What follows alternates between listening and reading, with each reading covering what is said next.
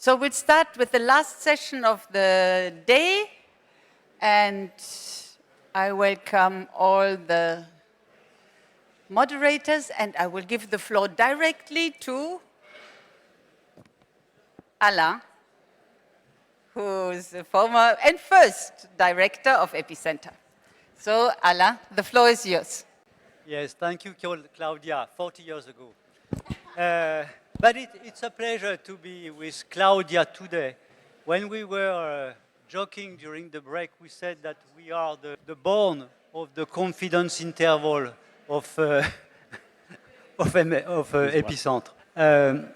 This last session is devoted to mortality, the way we measure mortality and what do we do with mortality after. You will see that there were a lot of things that were developed over time, and that's the purpose of the session. Claudia was nice enough to have a few slides, 3 slides developed for this introduction so that we can wake up instead of listening to Maureen. So if we can have the first one. The first one relates to what we called the 10 priorities. Now, I know that now we have more than 10 priorities, but at this time we had 10 priorities which were written slightly differently. And we need a little bit of the story. You see that the first priority is rapid assessment. This includes several things. This includes, of course, mortality surveys, nutritional surveys, vaccine coverage, counting shelters, water supply, kilocalories per person per day, and other indicators that we were able and we wanted to be able to assemble in only one random sampling survey. That was very ambitious at the time. This was developed in the mid-80s with colleagues from other NGOs, from MSF, from Epicentre, and future Epicentre, and from the US CDC. And if I may, this morning I heard there was a comment from a guy called Ronnie Wallman, so he's still working, he's approximately my age. And Ronnie, if you are watching, bonjour.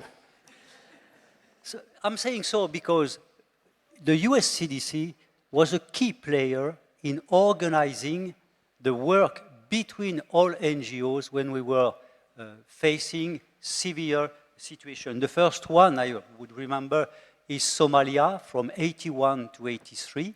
The Refugee Health Unit was composed of Ronnie Wallman, my tool, and Ahmed Magan from Somalia. So this guy and Vincent Fauveau, many of you may not know Vincent, was the first person in MSF who developed a guideline for treatment of main disease. So that was the years where we started to try to work together between NGOs. And that was a challenge. Therefore, these 10 priorities. So now, with the second slide, let's see what was done. 170. This is probably an underestimation of the number of mortality survey that was done by Epicentre. The first one, if I'm correct, was performed by someone who is hiding in the crowd, Bernard Pécou, with one of the colleagues of Epicentre. It was in Sudan, and the mortality rate that was observed, it was based on surveillance this time.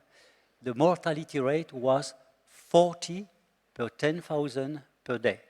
You can imagine, the estimation was that in 4 months, 25% of the population disappeared. We will have another one similar later on. But just to tell you that at this time, we started really to be concerned by the magnitude of the mortality. And you can see on the slide that, of course, Africa was the most affected country, also with other countries in Asia. And we will see later on that Sudan was already a key country in terms of unacceptable mortality. If we can have the next slide. On this slide is a list of some what is called notable example because of the magnitude of the mortality. Sometimes it is explained in deaths per 1,000 per month or per year, and sometimes per 10,000 per day. I will only comment on the first one because I did not participate or contribute later on. I will start with Somalia, Merka, Coriolé. It was the war and difficult situation in Somalia.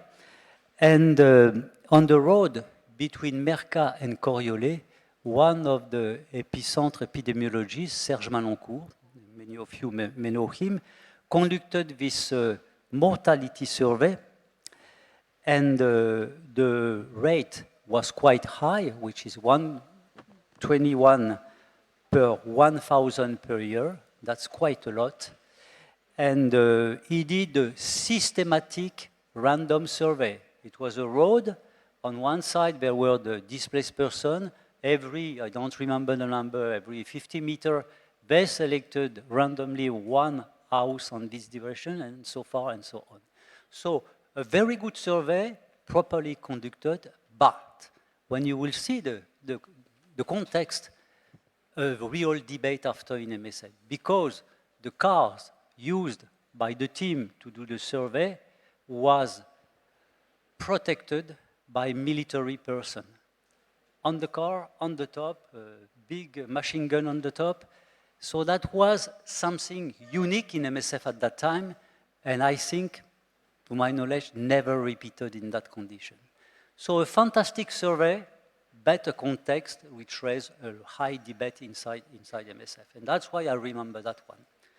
The second one is Goma, 1994, 800,000 refugees from Rwanda crossing the border in at the most 3 days. So imagine we had to cope with this population size in a very short time,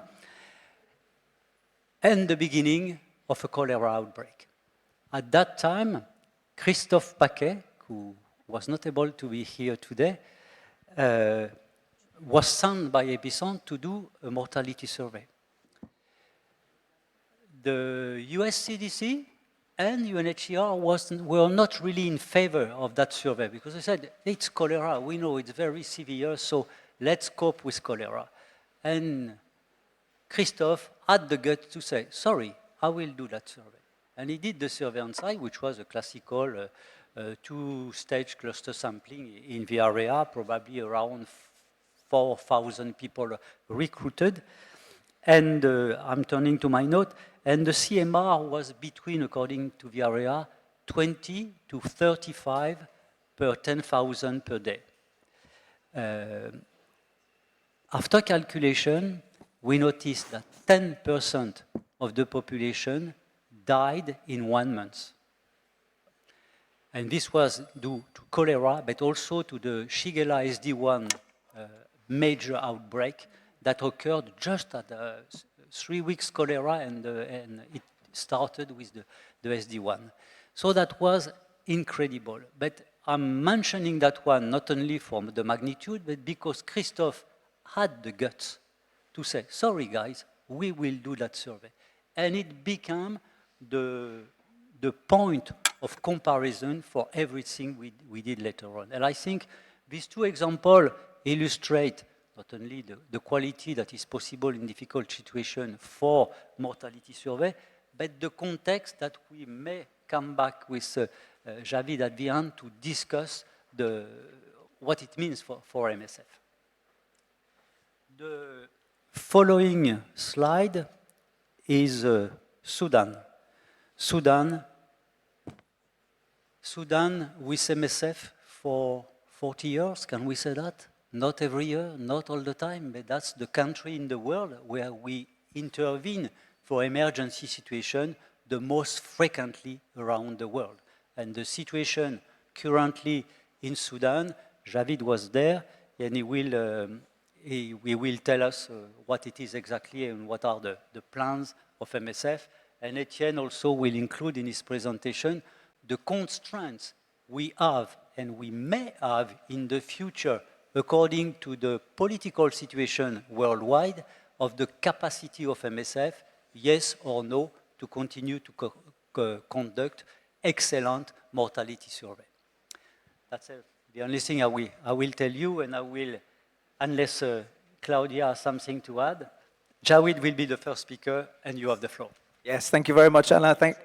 Yes, I should. Hello, my name's Javed. I'm an emergency medicine physician, and I'm the international president at this moment, and I still haven't gotten used to introducing myself that way. But in any case, thank you for having me. Thanks for that introduction, Alain, on sort of some of the historic and really notable mortality surveys. I mean, it's for me just to give a little brief overview of why they're important for MSF and generally for the humanitarian response, right? So primarily for our operations in terms of prioritization and allocation of resources. If you have the mortality survey, it tells you where you need to be, and it helps you decide one way or another the prioritization within your intervention, how to allocate your resources, and whether you're actually in the right place. But beyond that, it is also something that is really helpful for our témoignage, for our comms and our advocacy, is it not? So it can bring an alarm, it can set an alarm for hidden crises, and perhaps there's a little bit of element of that we'll talk later with Sudan. It can alert the public, but it's also a bearing witness exercise, you know, something that just says, we've counted and we know, and those people matter, right? So just for that reason alone, it's something that is, a mortality survey is important. And without those credible figures, you can risk having an under or over response, right? And you can risk not being able to call in actors or otherwise when you have an invisible, so to speak, crisis. There is a legal aspect to it too. We know that we don't actively engage in justice systems and international legal systems, but nonetheless we know that our surveys, when we put them out in the public sphere, they get used. They get used in the ICC and the ICJ, the International Criminal Court and Court of Justice. And so it can strengthen and corroborate other evidence that's being put in. And one such example is in the case of the Rohingya. So that really important mortality survey that was done by Epicentre with the Manson unit in 2018. It was on that list earlier. We're seeing that now. It's a single source of data that is being used in legal procedures. So what's the purpose of us doing it, especially at MSF? And it speaks to our independence. And I think one thing that I see, and later on we're just going to hear from Juma when he'll come on, you know, something I reflected on a lot is when you hear the Hamas-run health ministry figures, right? It just does that. It just is able to cast doubt. But with MSF figures, there is no such doubt, right? It's robust, scientific, unquestionable, independent data that we can put out, even if it was in collaboration with that independence of MSF action. It's really, really important. I think in Sudan, and we've mentioned it, I mean, there's the Lancet Global Health estimation of mortality, which has a very, very, very high interval. Something like 22,000 to 209,000 deaths in Sudan in the conflict to date. And when you have such an interval, of course, it tells you that they don't really know. And then you have to question, why don't we know? That, you know, on one level, those people matter. They matter, and we should have a survey or otherwise. So for all the reasons I've explained, the mortality surveys are something that's very important. We've had a little bit of a background of some of the most notable, But now we'll have Etienne come on and give us the results of a survey that was done. Etienne, where was it? It was the Tawila studies from last June. Take us away. Bonsoir à tous. Alors moi je vais le faire en français. On va parler de mortalité et mortalité. I'll do my presentation in French. Okay, how to estimate mortality and violence in areas of conflict. As Javid explained, it's essential to evaluate the severity of the situation, know what interventions to put in place, and do advocacy and témoignage. But we're faced with many challenges, so we have a trade-off between being quick and being accurate, and it depends highly on the context. I'll show you an overview of the main methods used, their benefits, their limitations, as well as new approaches that we're exploring. They rest on surveys carried out in 2025 on the conflict in Sudan. And the surveys on the conflict in Sudan shed very important results that we really wanted to share with you. L'objectif. Slide de retard.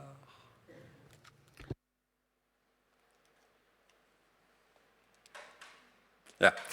Alors pour chaque méthode, sera analysée Okay, so for each method, we have a common analysis framework taking into account the complexity and the necessary resources, the required authorizations, how quick we get the results, and the reliability of the data. Also, we will evaluate to what extent the population surveys is a relevant proxy for the population really exposed to violence and mortality. Première catégorie de First category of methods, simple and quick, to get a good indication of the scope, magnitude of mortality. You have this press release, 24th April 2002 in Angola. When we arrived in Bunche, we counted 14 deaths a day out of a population of 14,000. That's Thierry Dalfort du Verger, responsible of the emergency operation. Many freshly dug tombs. Pour l'anecdote, quelques mois après, il y a eu une enquête. And a survey was done by Vincent in the same camp of displaced people, by the way. But this was a first quick estimation when we got there. And there are several approaches, counting the number of fresh tombs. Ou des enquêtes simplifiées. Ces méthodes sont rapides à mettre en œuvre. Those methods are easy to implement. They don't need many resources. With remote technical support, they don't always require formal authorizations, but you need local agreements and minimal security reasons. He talks awfully fast. Representativity is limited, and the reliability on the reported cause of death is lower. Even if they are well designed, to meet immediate operational needs may have high value and unexpected external impact. It was the case in Bunche, in Banki in 2018. A survey was done with the mayors during a mass vaccination campaign, or in Zamzam, a large Darfur camp, where a simplified survey was carried out in 2024. Second type of method, surveys with the displaced population. It's a common approach resting on proven methods, and they generate good quality survey, but they require authorizations, and it takes a while to implement them. And there can be a bias because of the long recall periods, and because we can only interview the households who are in a given zone. Donc, on va parler méthode, mais on va aussi parler résultats là, sur cette partie. So, we'll talk about methods, we'll talk about results as well. As you know, the conflict in Sudan has been going on since April 2023. It led to massive displacement to the neighboring countries. A state of famine was confirmed in 2023 in Darfur, and mass atrocities were committed, notably in El Janina.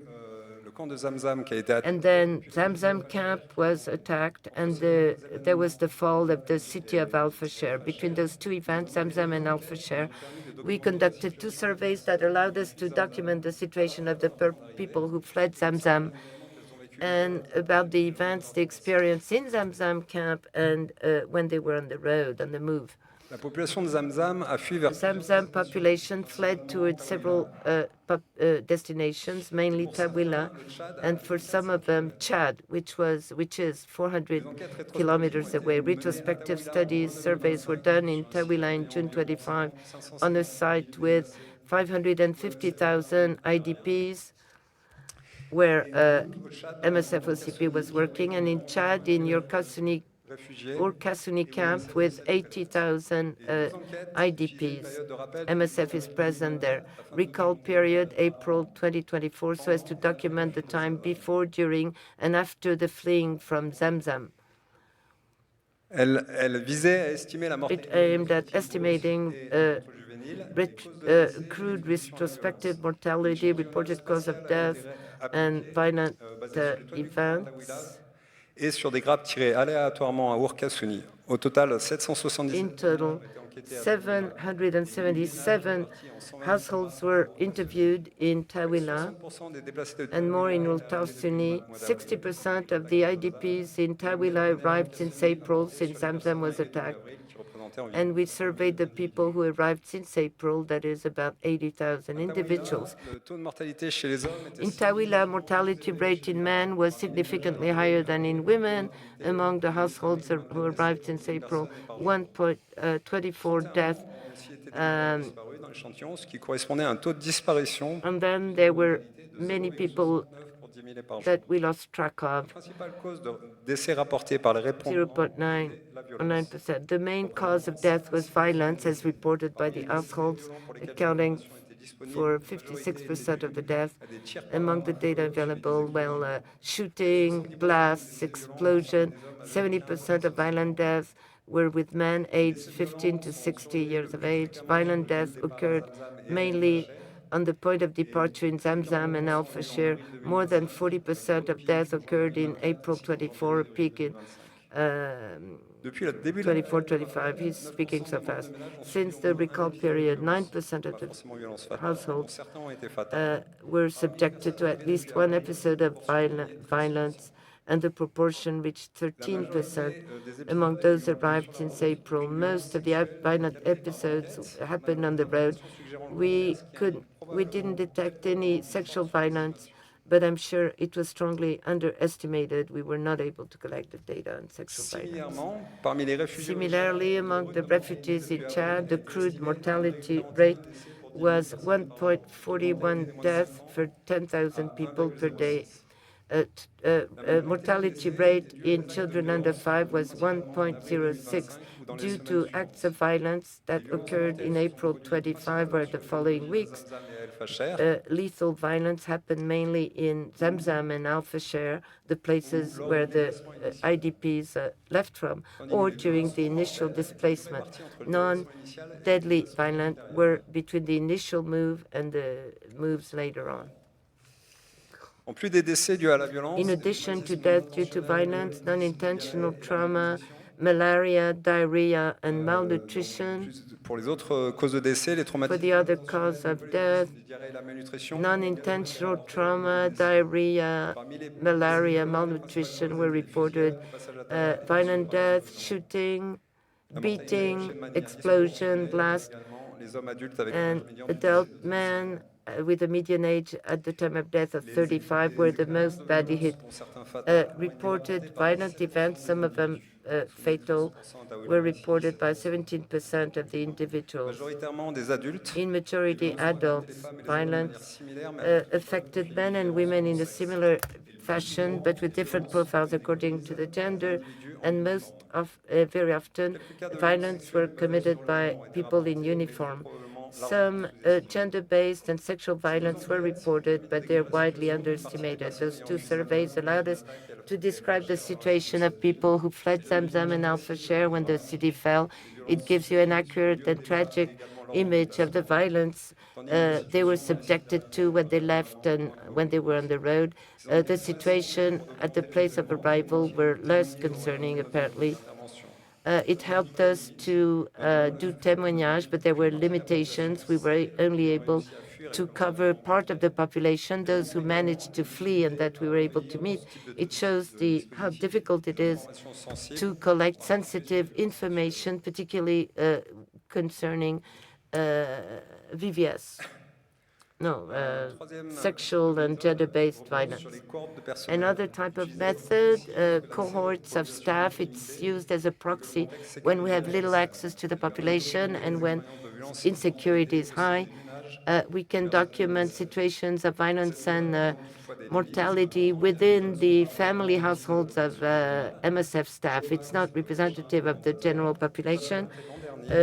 Juma, who will speak after me, presented a similar survey carried out in Gaza with MSF staff households and neighbors, including cousins, the wider family, to increase the sample size and be closer to the general population, even though it's not a perfectly representative random sample.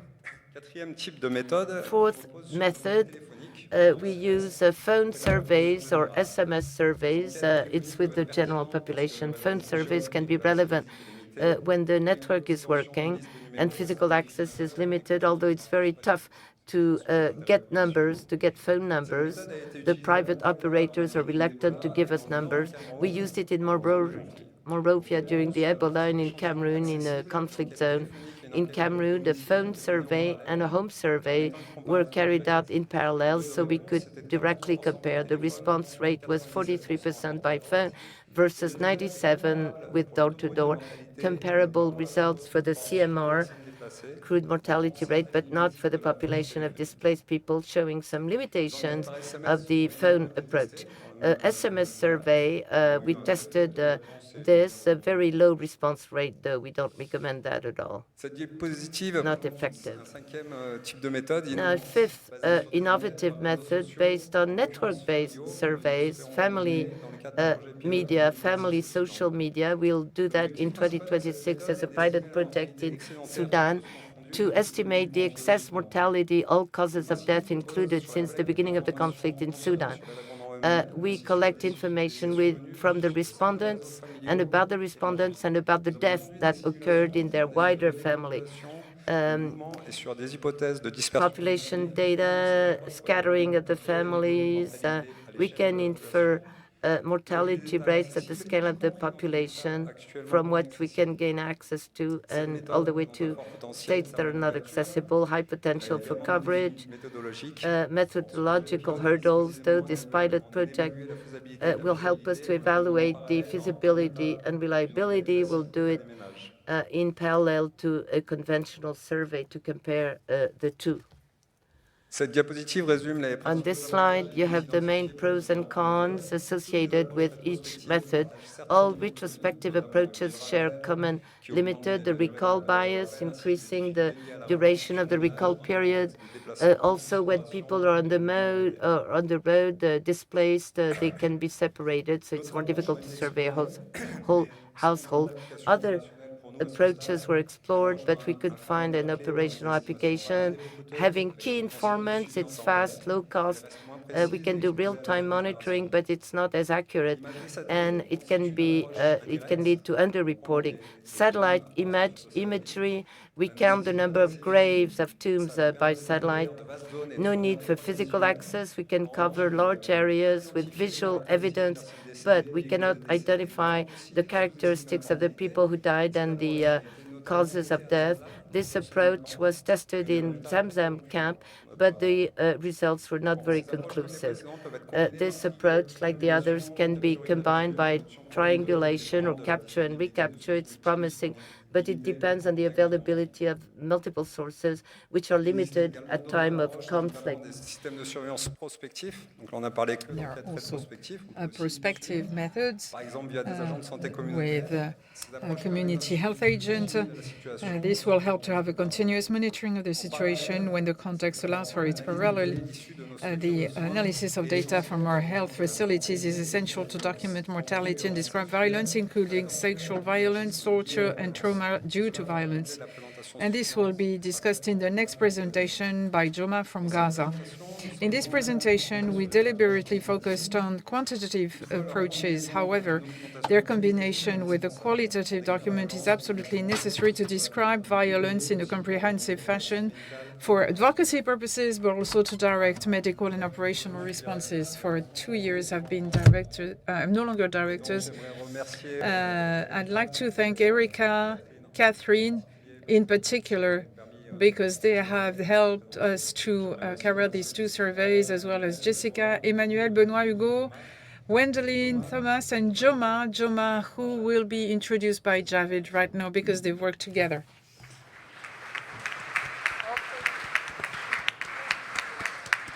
Thank you, Etienne. Juma, are you online? Juma is the operational research focal point in Gaza, and for a long time worked as an nurse team supervisor in Nasser. Juma, it's lovely to see you. You're here to present patterns of trauma and burn injuries and their management outcomes. Take us away. Thank you. Good evening, everyone. Today, and on behalf of the study team, I will be presenting our study entitled Pattern of Trauma and Burn Injuries and Their Management Outcome in Gaza Strip, a retrospective cohort analysis for the period between May 2024 and June 2025. During the period of severe health system disruption in Gaza, the focus is not only on the injury pattern, but also on the short-term surgical and inpatient outcome in a functioning humanitarian trauma burn services. I will begin with the wider conflict context and why these data are important. Despite the ceasefire agreement in October 2025, violence and killing of Palestinians continue daily. The total fatalities was 72,000 and more than 172,000 injuries and more than 5,000 amputations. Hospital and rehabilitation services severely disrupted since October 7, 2023. Although 2% of all population with potential life-changing injury. Despite this, the clinical profile and conflict-related civilian injuries remain insufficiently described, which is one of the main gaps of this study aim to address. Next. In response to this systematic collapse, MSF supported of several hospitals and BICC and provision of water and sanitation. As you see in the map, here is where MSF premises located, the hospital and BICC. Today we will focus on Nasser Hospital, which highlighted in the map. MSF re-established specialized inpatient services at Nasser Medical Complex in May 2024, deploying dedicated trauma, orthopedic, and burn unit, alongside with the outpatient department and microbiology. This brings us to our core operational challenges. Our specialized surgical team operated under strict triage framework, focusing on acute orthopedic trauma, complex burn, and orthoplastic reconstructive needs. However, managing these highly complex cases requires sterile continuity that was continued threatened. We faced acute shortage of specialized surgical consumable, external fixator, blood products, and vital medicine, including anesthesia and intravenous antibiotic. Despite this internal constraint, our team pushed to maintain international quality of care. Next. MSF admission criteria. MSF include patients were admitted if they presented with burn injuries, acute orthopedic trauma, orthoplastic condition, or reconstructive surgery need, either through Nasser emergency room or referred from other providers. However, the unit did not admit infant under 6 months, patient under 5 kilogram, patient require ICU level support, or patient need more urgent surgery or very high nursing workload. These criteria are important because they shape the case mix and help to explain some of the outcome we observe particularly the mortality. Next. This was a retrospective analysis of routinely collected programmatic data. Our objective was to describe the epidemiology of trauma and burn injury among surgical inpatients admitted to the trauma orthopedic burn unit at Nasser Medical Complex. This study covered admission from May 2024 to June 2025 and focused on patient characteristics, injury mechanism, procedure, and short-term inpatient outcome. Overall, we included 3,029 patients with male prevalence and relatively small proportion under 5 years old. Trauma accounted for more than 3/4 of admission. Next. Traumatic injuries accounted for the majority of admissions and were concentrated in males, with relatively few children under 5. What stands out is the mixed mechanism profile. Explosive and road traffic injury contributed similarly large share, with stab wounds and gunshot wounds smaller but still important. Next. Burn patients were much younger, had near equal sex ratio. The dominant mechanism was domestic hot liquid injuries, which points to an important pediatric and household burn burden alongside with the conflict-related burns. This graph shows the demographic profile by age and sex distribution. This figure illustrates the age distribution within the trauma and burn cohort. The trauma group is mainly composed of adolescents and adults, especially male in young and middle adulthood. In contrast, the burn cohort is heavily concentrated in the youngest age group, especially children under 10 years old, and show more balanced sex distribution. This reinforces that trauma and burn represent two distinct epidemiological profiles requiring different prevention and care strategies. Next. The two graphs show the monthly inpatient admission at MSF trauma ortho burn unit from May 2024 until to June 2025. We have two yellow dots in the two graphs. This explains when the project inception and when MSF forced to leave Nasser Hospital in June 2025. And the two lines, the one in the green when the ceasefire launched in 19th of January 25, and when the war resumed in the 18th of March in March 2025. The 14-month trend highlights the two distinctly different epidemiological patterns across the cohort, bounded by the project inception, marking the operational startup of our specialized trauma and burn response, and MSF forced to close, which denote the abrupt involuntary termination of our medical services due to the critical security threat. Burn on the left side, burn admission demonstrate a flat, highly stable background rate, constantly fluctuating at low baseline between roughly 20 to 40 monthly. The timeline events have virtual no correlation with burn admission. This indicates that burn in this setting represent an ongoing domestic or environmental community health burden. Example like household accident, the cooking way, that persist independently of external geopolitical or security dynamics. On the right side graph, traumatic admission are highly violent and volume heavily surging from project inception up to a peak of over 200 monthly admission by late 2024. The trauma volume reacts strongly to security shift following the ceasefire launched in 19th of January 2025.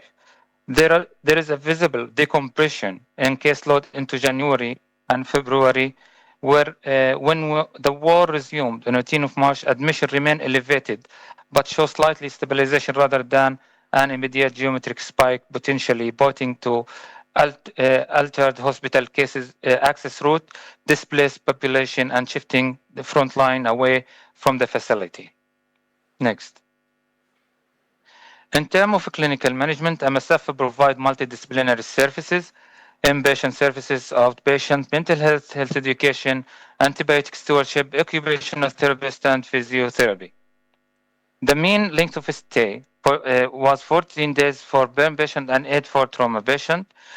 This is reflect the high complexity for the 14 days for burn patient, reflect the high complexity of prolonged wound management, dressing change under anesthesia, and delayed discharge due to unsafe damage or overcrowded home environments.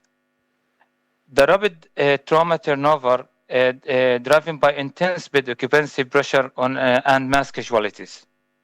Uniform surgical intensity, the mean was 2 for burn and traumatic injuries, demonstrate that despite the high violate patient volume, both cohorts require baseline early definitive surgery followed by mandatory and secondary washout or revision.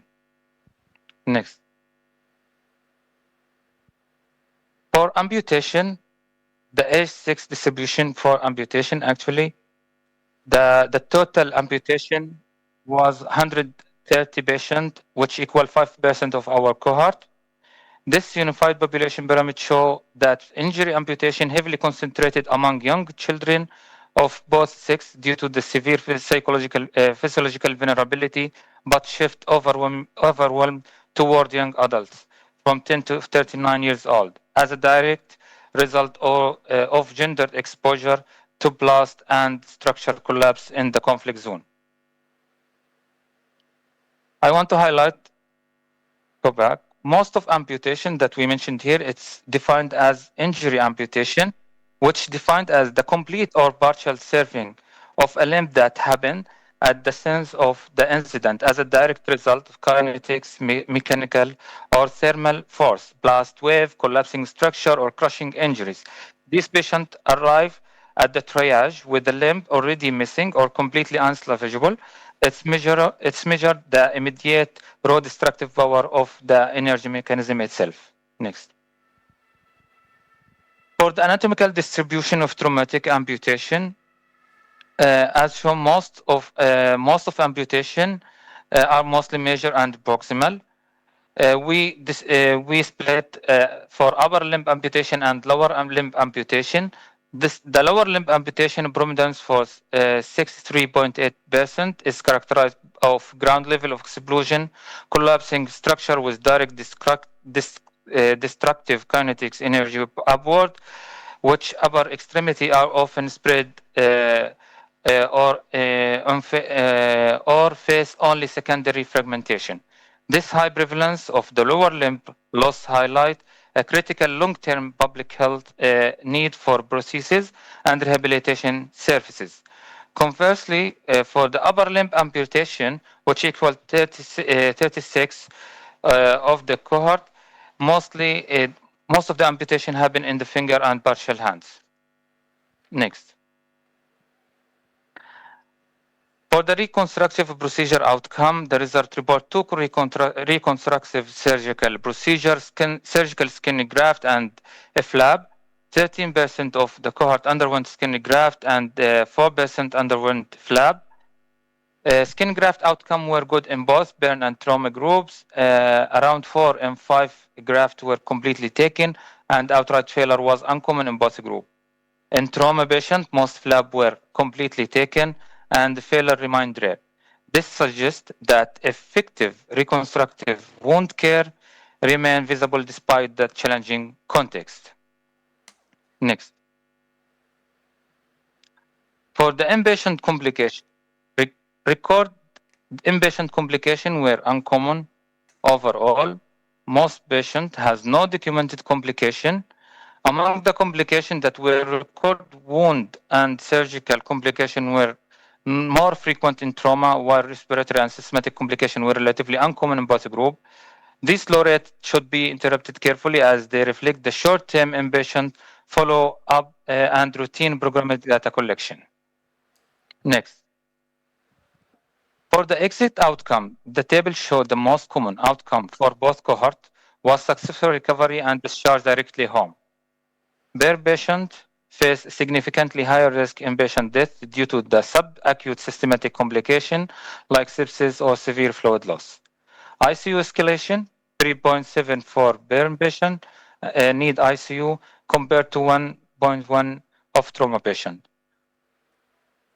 Also, the inpatient mortality, the burn patient have higher percent rather than the traumatic group. Next. For the limitation, this funding should be interrupted in light of important limitation of routine program data. The cohort exclude polytrauma and ICU patient, and we could not assess long-term disability, function, and psychological outcome. So this study is the strongest for describing inpatient pattern and short-term outcome, not the full burden of post-injury recovery. Next slide.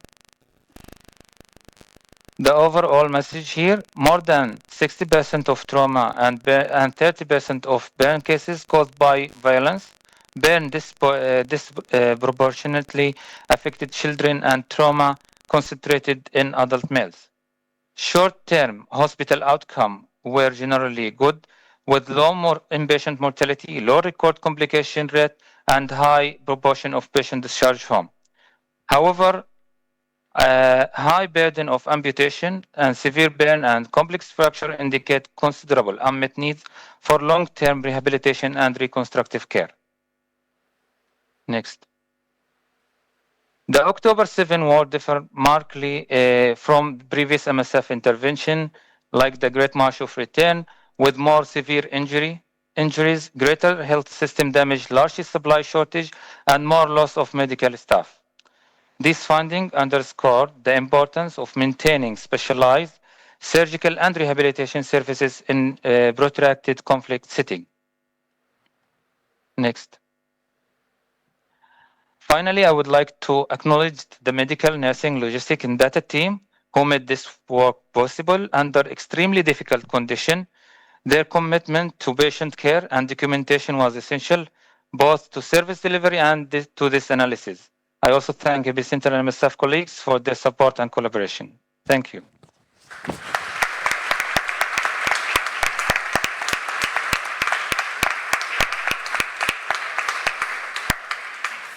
Thank you, Juma. Thank you so much. Okay, Welcome. do we have comments or were you Etienne? No? I thought you were going to say something. No? Okay, comments or questions or reflections in the room or online? Yes, gentleman over here with the hat. Yeah, thank you. I have a question on the Gaza presentation. How did these data compare with data from Hamas? Do we know? Etienne or Juma, did you hear the question? Juma, the question was, how did this data compare to any that is from the health ministry directly or those put out by Hamas? That was the exact question. Yep. Yes, actually our data, our cohort include all trauma and inpatient admitted to MSF supported hospital during the study period. And it's therefore representative of the patient who could reach and admitted to our facility, but does not capture individual who died before arrival or treated elsewhere. And as I mentioned, it's still not described well. But as I mentioned in the beginning, the context that we have more than 172,000 fatal injuries, and 2% of the whole population have life injuries.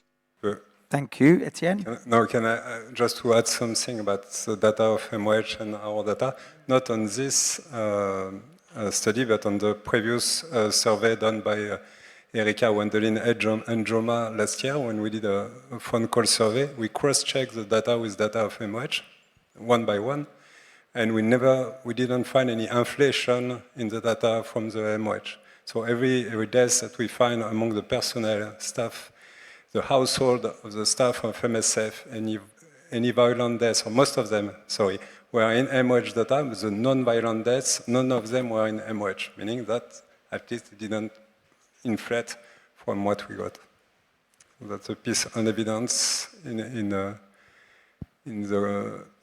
quality of the data from the MOH. Thank you. Any other questions or online? Yes, there's someone there. Thank you very much. Hey, thanks, Joma, for this really interesting presentation. And I think it kind of testifies to the fact that I think in MSF we're sometimes also a bit ambiguous how we utilize this, knowing that there are not many health actors that can actually provide these images around complex trauma in an evolving and not in a good way landscape of warfare. That also means the usage of new weapons, weapons that cause severe complications to the environment. I mean, I'm very worried about the long-term health effects in Gaza as well, the pollution with heavy metals. And the indiscriminate killing. I think in OCB we also did a study, and it's becoming very clear from the patterns of looking at the data, it's highly indiscriminate if you look at the younger age categories.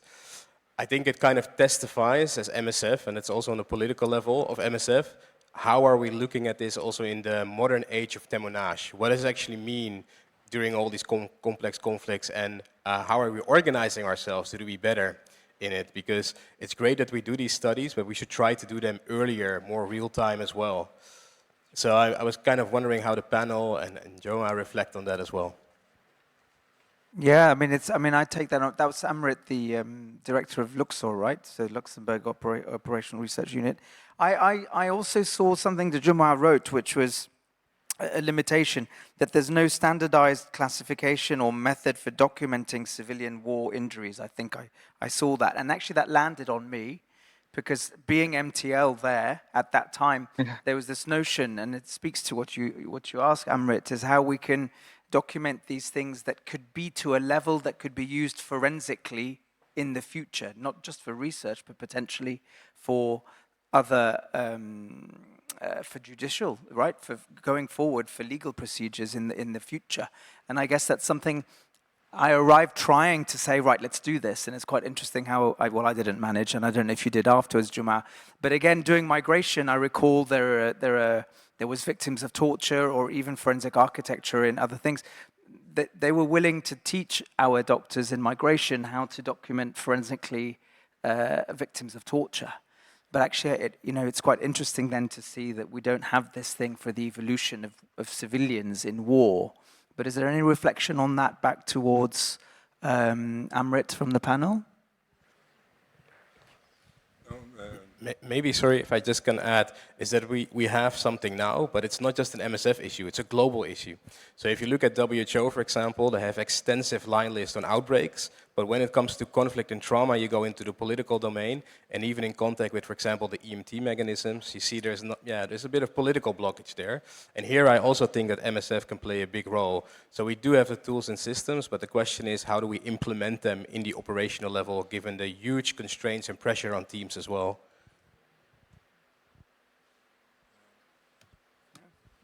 No. The question is about how to be systematic, I guess, and it's not just not just MSF, right?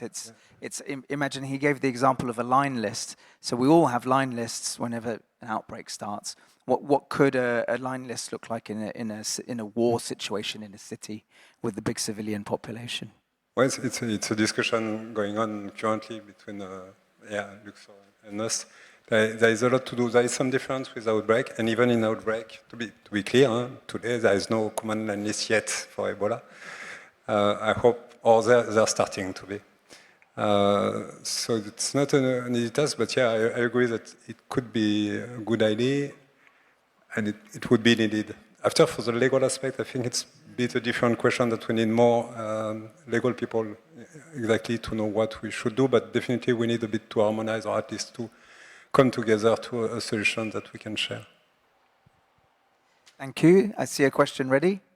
Yeah, thank you, and hi, Jean-Marc.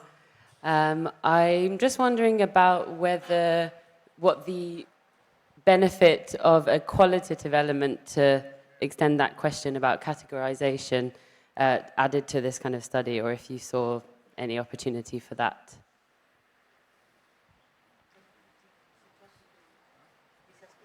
Juma, did you get the question? There's a question about what if there could be any added value in a qualitative element. And in fact, Etienne, you mentioned that. There was a slide about that as well, I think, on your Sudan one. Actually, that's something we're trying to develop. And we have more piloted. We have applied in Mauritania, where we concurrently did a retrospective mortality and violence survey. I could have also introduced that. And a peer method to a method through interviews through peer to have the description of violence much more qualitative. The really interesting thing in this especially for the sexual violence that I was mentioning, that during a retrospective survey, it's very difficult to have a documentation of sexual violence. While if you do qualitative approach with adapted, you can really have much better description and then adapt your testimony, but also your operation on that, the medical care that you can provide. Yes, I'm coming back to Juma. This is a fantastic presentation. I'm really impressed by the data collection you were able to do on site. You had some intervention related to that. My question and comment is more about how easy, how timely it is to transfer this information to those group people who can make action. It's related to the question we have received from outside as well. How can we improve communication, on-time communication about that? Because to me, to say the mortality rate is 4 per 10,000 per day, okay. But when we explain what are the deaths we see at the hospital, what we do, how we count the burn and the traumatism, I think with MSF we should go further than what we do at the moment in terms of showing. I mean, this presentation is worth putting something on the web. So I don't know, but we are missing one step to convince people that it's not enough to say that the mortality is high, but that there are consequences, and MSF is working at that, and the population is getting some benefit from that.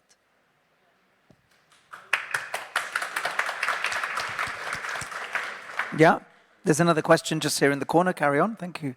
Hi, I have a question for Gaza, for Juma. So it's concerning the average length of stay for burns and for trauma, because 14 days for burns and 8 for trauma.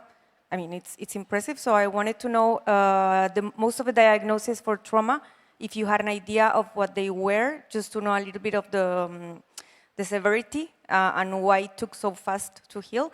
And same for burns, if you had the percentage, the average percentage of surface in the burns. I guess that it was not big, really big burns, I guess, but just to know the average. And if you had any early discharge policy or something with like OPD points where patients could do like a relay. Thanks. Sorry, there was 3 questions in one. I can't tell if there's a delay and you're about to start Juma, or you didn't hear it well. Did you hear it well? Yeah, I didn't hear well, yeah. You did not hear well, okay. First question was around the average length of stays, and were there any, well, there was actually a question before that, which was the types of traumatic injuries that we had, and how that's related to the relatively quick average length of stay of 14, was it, for the traumatic injuries? And whether, related to that, we had an early discharge protocol. Yeah, for the first question, for the length of stay, burn patients require, as I mentioned, prolonged wound care, repeated debridement and grafting, careful infection control, and nutrition support. Healing is slower, and complication can develop late. But for the trauma patient, many trauma patients, although severely injured, could be stabilized and mobilized more quickly after definitive fixation or soft tissue coverage, which allow aerial discharge. Yes. Copy. And then there was a second part, which was around the total body surface area of the burns on average, if we have that? No, actually, the total body surface area is less than 20%. Oh, yes, because the ones above that were sent to ITU. There you go. Yeah. And there was a third one. OPD. Oh, yes, the OPD system that we had, Juma, the OPD system. Yeah, we have the box system. When the patient discharges from the IBD, they discharge to our OPD for follow-up, for wound care and pain management, and even for further follow-up as well. If the patient, like the trauma patient, if need like orthopedic consultation in the future, we plan the ortho consultation or plastic consultation, and we readmit the patient if there a need for an intervention later. Thank you. alongside with the rehabilitation as well for the physiotherapy. This is a long story as well. We provide a physiotherapy session and OCT for those patients as well. Yes, physio, OT, mental health, and dressings, one-stop OPDs. Yeah. There is an online question from Eman Ahmed. Eman, she's Executive Officer of MSF Ethical Review Board. She signed, so I think I can say. Hello, my question concerns mortality survey in violence-affected setting. Given the risk and burdens for participants, affected community and research team, how do you think about the possibility that the finding may not ultimately lead to action, advocacy, or accountability? How does that influence your decision to proceed? So I can try to answer partly that because there was exactly this question on the survey done in Gaza last year. Should we do that? Do we expose the people? Is it a risk? And I think the best answer was to discuss with Juma and with people in Gaza to ask them, what do you think? Do you want to do this survey or not? Is it useful? And of course, all the participants, of course, give informed consent. And we had a high participation rate, by the way. So that's one point. But after, the second point is, yes, you do a survey if you think that it will be useful. If you think that it will be useless, you don't do it. That's the first question to ask, always. Nice. Thank you very much. So, do we have time if there are other questions? Claudia, I'll look at you. Oh, yes. Comment from Alain and a question just at the front here. Comment, Alain, first. Okay. Just a comment for not underestimating the power of MSF to communicate. I will tell you a very short story. In 2004 in Darfur, 8 EPIET fellows, European training, and 2 leaders who were ex-MSF were doing 3 mortality surveys in Darfur at the end of the most important part of the crisis. And WHO, who was asking for this survey, was expecting that the mortality rate were close to 1 per 1,000 per day or less. It happened that it was in the 3 surveys done by independent people with the same method, it was 4 per 10,000 per day. We transmitted to WHO, who first put that on their website and the next day dropped it from the website because MRO had decided that this was not feasible. The European Commission was in charge of the EPIET fellow, European trainee, nobody reacted. And I'm sure if this had happened, and the thing that was done also, I'm convinced that WHO interfered with the Lancet to drop the publication. This would never have happened with MSF, never. So we should not forget the power of MSF for communication. And we have heard plenty of things during this session on mortality, but perhaps around the world, MSF is the best place to communicate exactly and try to move forward the international reaction. Perhaps I'm dreaming and I'm too old, I don't know. Not at all. I think that should be that should have been the final comment, Alain. No, very good. Thank you. Couldn't agree more. Over here? Yeah, I wanted to comment on what Alain said previously, but he repeats, and I also agree and insist that at the time, I don't know how it is done now in MSF, the data on mortality, excess mortality and humanitarian crisis were fed to the communication department in MSF, which would publish usually in Le Monde or in other papers. Otherwise, with Dominique, we published also in the Lancet on documenting violence, and it was, I think, very important. Even Françoise Saunier joined the data we produced at the end of the 90s on violence to feed in on the, en anglais, Tribunal Penal International. How do you say this in English? International Court of Justice. Huh? Well, anyways, I think you guys understood. So, yes, it was very important at the time to do that, and I hope MSF is still doing this. And I wanted to take the opportunity to congratulations for the very hard work that was done on these surveys in difficult conditions. which is so important to testimony on the horror of such situations. For this, thank you. Yes, indeed. Thank you, Juma. Congratulations. If there are no other questions, I think at least we can all give you a huge round of applause. Juma, thank you. Thank you.